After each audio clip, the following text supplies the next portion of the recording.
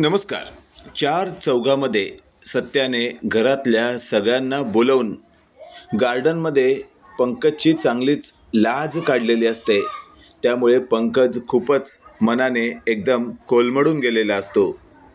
देविका पंकजला समजवण्याचा प्रयत्न करत असते. पंकज, यात त्याची तेवढी चूक नाही आहे जेवढी तूची चूक आहे.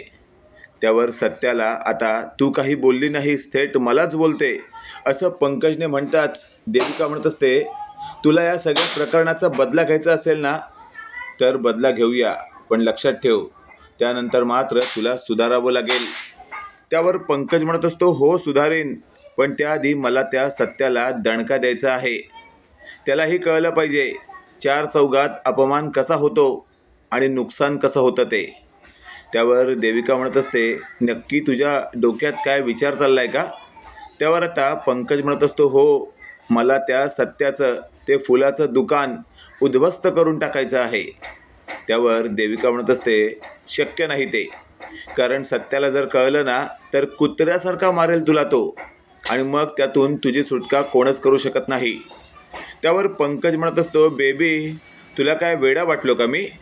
त्या सत्या आणि त्या मीराच्या नकळत दुकानाची नासधूस करायची आणि ऐन वेळेला ते कुणी केलंय हे कोणालाच कळणार नाही. मग त्या दोघांचा पडलेला चेहरा, रडवलेला चेहरा पाहायला किती मजा येईल ना.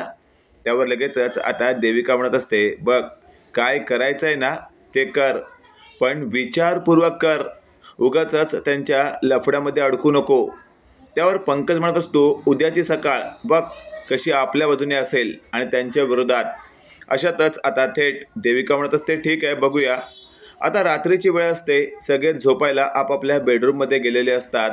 पंकज मात्र मीरा नेमकी दुकानाची चावी कुठे ठेवते हे व्यवस्थित पाहतो आणि लगेचच आता रात्री 3 वाजता तो उठतो, ती चावी घेतो, घराचं दार उघडतो आणि थेट आपल्या सोसायटीसमोर असलेल्या निरुपा फुलाच्या दुकानात लॉक खोलून एंट्री करतो. अशातच आता 10-15 मिनिटात तो सगळ्या फुलांची नासधूस करतो, खाली पाडतो, तोडतो, कापतो वगैरे. सगळेच नासधूस केल्यानंतर तो अलगद बाहेर येतो, परत एकदा शटरला लॉक मारतो, दुकान बंद करतो प्रॉपर, आणि मग तो आपल्या घरात शिरतो. आता तो मेन दारातून घरात शिरत असताना आजीला थोडंसं जाणवतं की कोणतरी घरात शिरतंय. आजी उठून पाहते तर पंकज हा थेट मेन दारातनं आत येऊन बेडरूममध्ये गेलेला असतो. आजी स्वतःशी बोलत असते, 3:15च्या आसपास पंकज बाहेरून घरात आलाय, चला कुठेतरी गेला असेल, आणि मग आजी झोपते. आता दुसरा दिवस उजाडतो. मीरा सकाळ सकाळ घरातली सगळी कामं आटपते, दुकान उघडते आणि दुकानाची नासधूस बघून मीराला धक्का बसतो. मीराला कळत नसतं की हे कसं काय शक्य आहे, कारण ना दुकानात मांजर ना उंदीर, मग एवढं नुकसान कसं काय होऊ शकतं. हे नक्कीच कोणातरी व्यक्तीने केलं आहे. त्यामुळे मीरा लगेचच सत्याला फोन लावते. सत्या एक भाडं घेऊन शेवटच्या स्टॉपवर थांबणार असतो आणि तेवढ्यात सत्याला फोन आलेला असतो. सत्या म्हणत असतो, बोल धूमकेतू. त्यावर मीरा बसते, अहो तुम्हाला वेळ असेल तर आत्ताच्या आत्ता या ना दुकानावर. त्यावर सत्या म्हणत असतो, काय ग, काय विशेष. त्यावर मीरा म्हणत असते, तुम्ही या मग सांगते. त्यावर सत्या म्हणत असतो, हो आता नाश्त्याला मी येणारच आहे, आलो 2 मिनिटात. सत्या येतो, सत्या बघतो. सत्या म्हणत असतो, काय ग धूमकेतू, काय आहे सगळं. त्यावर मीरा म्हणत असते, मलाही कळत नाहीये, दुकान उघडल्या हे सगळं असं दिसतंय. त्यावर सत्या म्हणत असतो, मीरा धूमकेतू, आलं माझ्या लक्षात, हे सगळं त्या बोक्याचं काम आहे. उंदीर आणि मांजरामध्ये एवढी ताकद नाहीये, पण बोक्यामध्ये असू शकते ना. त्यावर लगेचच आता मीरा म्हणत असते, तुम्हाला त्या पंकजवर संशय आहे का. त्यावर सत्या म्हणत असतो, संशय नाही, मला खात्री आहे, त्याच नालायकाने हे सगळं केलं आहे. त्यावर मीरा म्हणत असते, हे बघा, तुमच्याकडे कोणता स्ट्रॉंग पुरावा असल्याशिवाय तुम्ही त्याच्यावर असा आरोप करू नका. त्यावर लगेचच आता सत्या म्हणत असतो, थांब, आपल्या सोसायटी बाहेर एक CCTV कॅमेरा आहे, त्या कॅमेऱ्यातून आपलं दुकान प्रॉपर दिसतं. त्याच कॅमेऱ्याचे फुटेज जर काढले ना तर आपल्याला कळेल की नेमकं हे कोणी केलं आहे. आणि मग मीरा म्हणत असते, चला मग आत्ताच्या आत्ता काढूया. आता मीरा आणि सत्या त्या कॅमेऱ्याचे CCTV फुटेज थेट सेक्युरिटीकडनं काढून घेतात आणि शेवटी रात्री 3 वाजता कोण आतमध्ये शिरलं हे सगळं आता त्या व्हिडिओमध्ये क्लिअर दिसत असतं. तो तिसरा कोणी नसून पंकज असतो. आता मात्र सत्या म्हणत असतो, चल धूमकेतू, आता याची सगळी हाडी नरम करतो. त्यावर सत्या आणि मीरा घरात शिरतात. त्याच वेळेला पंकज म्हणत असतो, ए सत्या गुड मॉर्निंग म्हटलं तुला. त्यावर लगेचच आता पंकजकडे सत्या रागाने पाहत असतो. तेवढ्यात पंकज म्हणत असतो, अरे अरे अरे अरे अरे तुझी मॉर्निंग गुड कशी असेल? तुझ्या दुकानाची नासधूस झाली आहे ना, मग तुझी मॉर्निंग तर बॅड असणार आहे. त्यावर निरुपा म्हणत असते, म्हणजे अय बाबड्या तुला काय म्हणायचं आहे? त्यावर लगेचच आता धूमकेतू म्हणजे मीरा म्हणत असते, सासूबाई म्हणजे तुमच्या या नालायक मुलाने तुमच्याच दुकानाची नासधूस केली आहे, संपूर्ण दुकान उद्ध्वस्त केलं आहे. हे वाक्य ऐकल्यावर आता पंकज म्हणत असतो, ए मीरा तुझ्याकडे कोणता पुरावा नसताना माझ्यावर आरोप करू नको. हे दुसरं कोणी केलं असेल तर? त्यावर सत्याने आता पंकजची कॉलर धरत सणासण कानाखाली देत असं म्हटलेलं असतं, आम्ही आता घरात आलो, कोणाला बोललो पण नाही की आमच्या दुकानावर काय झालंय. मग तुला कसं कळलं रे नालायका हे कुणी केलंय ते?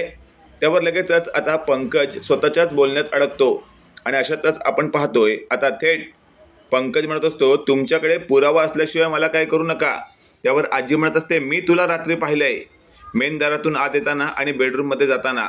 त्यावर सत्य म्हणत असतो, आजी अगं तो पुरावा तर असेल तुझा, तू पाहिला असशील, पण माझ्याकडे CCTV फुटेज आहे. या नालायकाने रात्री 3 वाजता आत शिरून दुकानाची नासधूस केलाय. त्यावर मात्र पंकज म्हणत असतो, CCTV फुटेज कुठला असेल? अशातच आता पंकजला मोबाईलमध्ये सत्या CCTV फुटेज दाखवतो आणि पंकज मात्र एकदम हादरतो. निरुपाही ते पाहते आणि अशातच आता सत्या म्हणत असतो, धूमकेतू थांब जरा मी आतनं येतो. आणि सत्या आत जातो मस्तपैकी आता हाताला शर्टाचा फोल्ड वगैरे करतो आणि आतनं एक तो जाडा बांबू घेऊन येतो. सत्याच्या हातात जाडा बांबू बघून सगळेच हादरतात. पंकज तर चांगला घामाघूम होतो. तो आता पळण्याची जागा शोधत असतो, पण त्याच वेळेला मीराने मेन दाराचं गेट लावलेलं असतं. आणि अशातच आता लगेचच पंकज हात जोडतो आणि म्हणत असतो, सत्या माफ कर. त्यावर पंकज म्हणत असतो, अरे हे हात जोडायला नाही आहेत, दुकानाची नासधूस करायला आहेत. कालच तुला अक्कल शिकवली मी, तरीही तू दुकानाची नासधूस केलीस काय? आणि दे दनादन सत्याने पंकजच्या पायावर, पंकजच्या पाठीवर, पंकजच्या कमरेत बांबू घालायला सुरुवात केलेली असते. त्यावेळेला पंकज म्हणत असतो, अरे सत्या जाऊ दे, चुकलो मी, माफ कर मला. पण काही केल्या पंकजला सत्या मारायचा थांबत नसतो. अशातच आता निरुपा म्हणत असते, आता बाबड्या तुला वाचवू शकत नाही. एवढं मोठं कांड करायची काय गरज होती तुला? आणि केलंस तर केलंस, CCTV फुटेजमध्ये अडकलास. आणि अशातच आता धूमकेतू थेट देविकाला म्हणत असते, काय गये शहाणपणा, तुला पण खूप अक्कल आहे ना, तरीही नवऱ्याला 4 गोष्टी चांगल्या शिकवायच्या सोडून तूही या प्रकरणात सामील असशील. त्यावर देविका म्हणत असते, यात माझं काही घेणं देणं नाही आहे. त्यावर देविकाला थेट निरुपा म्हणत असते, असं कसं नसेल, तुझ्याशिवाय तो हे सगळं करणारच नाही. आणि लगेचच आता दांडक्याने धूळ खात असताना शेवटी पंकज खाली पडतो आणि हातापायाला जोडून म्हणत असतो, चुकलो, पुन्हा असं करणार नाही, माफ करा मला. मित्रांनो तुम्हाला काय वाटतंय, पंकज बरोबर नेमकं काय केलं पाहिजे? कमेंट करून नक्की कळवा. आणि असेच नवनवीन अपडेट पाहण्यासाठी व्हिडिओला लाईक आणि चॅनलला नक्की सबस्क्राईब करा. धन्यवाद.